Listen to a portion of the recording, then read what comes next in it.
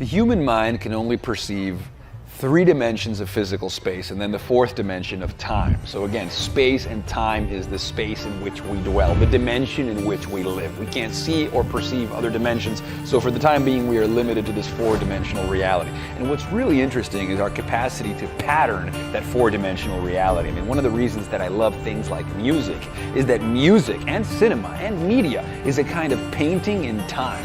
You know, whereas other artwork, like if you look at a painting on the wall, that is a static 2D image. That is not necessarily an experience that unfolds in time, it's an experience that unfolds in space. But music is a patterned slice of space and time. Music is a subjective experience that you actually step into and that actually unfolds in the dimension in which we actually live and breathe, which is that 4-dimensional reality.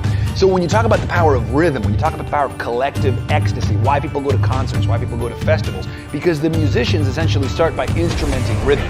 So all of a sudden they create a collective synchronized rhythm that again is patterned in space and in time, and you're hearing it and it loops around. It's like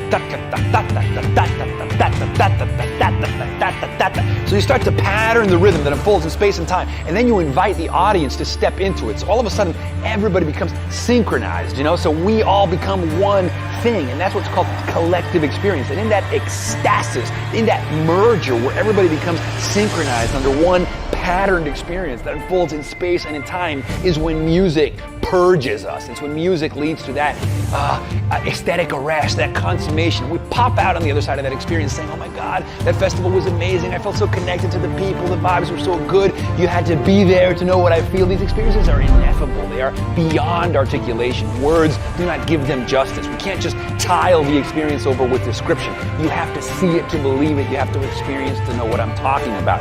The ineffability of these musical ecstasis, of this capacity of music and concert and vibe and people together to create these shared ecstasy, this electronic Buddhism in which the self vanishes, is one way in which we escape death. It's one way in which we pierce the finite, and for a second we become infinite. And this is a beautiful thing. It's why I pattern playlists of music on my phone. It's why I hang out with friends and always want to play the music in the background. I mean, this is what we do.